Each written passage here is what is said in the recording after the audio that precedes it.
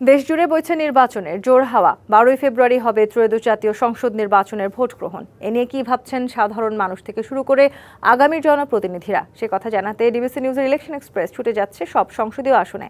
এখন রয়েছে সংসদীয় আসন 263, চাঁদপুর 4-এ। সিএসআরএম ডিবিসি ইলেকশন এক্সপ্রেস আছি চাঁদপুর জেলায়। এই মুহূর্তে আমাদের সাথে অতিথি হিসেবে যুক্ত আছেন চাঁদপুর 4 আসনের স্বতন্ত্র প্রার্থী এম.এ. হান্নানের প্রধান নির্বাচনী এজেন্ট। আমরা তার সাথে একটু কথা বলবো। আপনি তো এই আসনে নির্বাচনী প্রচারণার কার্যক্রম পরিচালনা করছেন এই প্রার্থীর পক্ষে। প্রচারণা তো একেবারেই শেষ মুহূর্তে, কেমন ছিল আপনাদের প্রচারণা? আলহামদুলিল্লাহ, আমরা জনগণের সর্বোচ্চ সাড়া পেয়েছি। আমাদের এই ফরিদগঞ্জের জনমানুষের নেতা আলহাজ এম.এ. হান্নান সাহেব দীর্ঘ 2 যুগের বেশি সময় ধরে জনমানবের সেবা করেছেন। গরিব দুঃখী মেহনতি মানুষের যেহেতু সেবা করেছেন, উনি এখানে অত্যন্ত সুপরিচিত। দল উনাকে বঞ্চিত করার পরেও দলের সর্বস্তরের নেতা কর্মী এবং সাধারণ জনগণ ওনার অতীত সকল কর্মকাণ্ডকে মূল্যায়ন করে আমাদের দলের সাংগঠনিক নেতৃত্বের 10% লোকও আমাদেরকে ছেড়ে কিন্তু যায়নি। স্বতন্ত্র প্রার্থী আলহাজ এম.এ. হান্নান সাহেবের পক্ষে, চিংড়ি প্রতীকের পক্ষে তথা ফরিদগঞ্জ উন্নয়নের পক্ষে কিন্তু তারা এখনও আমাদের সাথেই আছেন। আগামী 12ই ফেব্রুয়ারির যে নির্বাচনটা, এই নির্বাচনে জনগণ তাদের প্রিয় নেতা আলহাজ এম.এ. হান্নান সাহেবকে বঞ্চিত করবেন না ইনশাআল্লাহ। এই যে প্রচারণায় যাচ্ছেন, মানুষ কোন বিষয়টা আপনাকে বেশি বলে?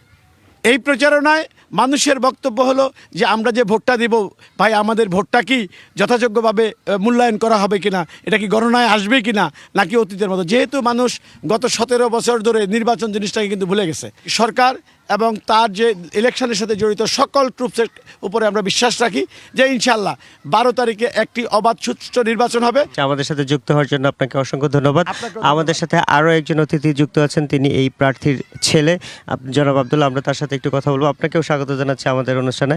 আমরা দেখলাম যে আপনার যে প্রার্থী তার ব্যাপক জনপ্রিয়তার কথা বলছেন আপনি। যদি আপনারা নির্বাচিত হন তাহলে আপনাদের উন্নয়ন প্রতিশ্রুতি কী? যেহেতু বাবা গত 30 বছর ধরে নিজের অর্থে যত পেরেছে তত করেছে ফরিদগঞ্জে। একটা মানুষ তার জীবনে মনে হয় 70% আয়ে ফরিদগঞ্জের মধ্যে খরচ করছে। তার মধ্যে অনেকটুক দান, কিন্তু অনেকটুক হয়েছে রাস্তাঘাট, মসজিদ, যেগুলো দিয়ে মানুষের, ধরেন স্কুল, যেদিকে মানুষের উন্নয়ন হয়। তাই আমরা আগে কোর্টটা বিল্ড করার চেষ্টা করবো। কেমনে কোর্টটা বিল্ড করব? আগে যদি রাস্তাঘাটের মধ্যে আমরা ফোকাসটা দিই, কারণ রাস্তাঘাট যদি একটা এলাকার ভালো থাকে, যাতায়াত অটোমেটিকলি ভালো হয়ে যায়। যাতায়াত ভালো হয়ে গেলে তখন আমরা গ্যাস আনার ওইটা করতে পারি। তখন শিল্প ইন্ডাস্ট্রি, আমরা যে ইন্ডাস্ট্রি বলি, আমরা নিজেদের ইন্ডাস্ট্রি, গার্মেন্টস আছে, তো এরকম করে আমরা কয়টা ইন্ডাস্ট্রি স্টার্ট করলে এমনি আমাদের দিকে জবস ক্রিয়েট হবে। আর সেকেন্ড হবে ইয়াং জেনারেশন, যেটা কি এখন মাদক আক্রান্ত অনেক হয়ে গেছে ফরিদগঞ্জ।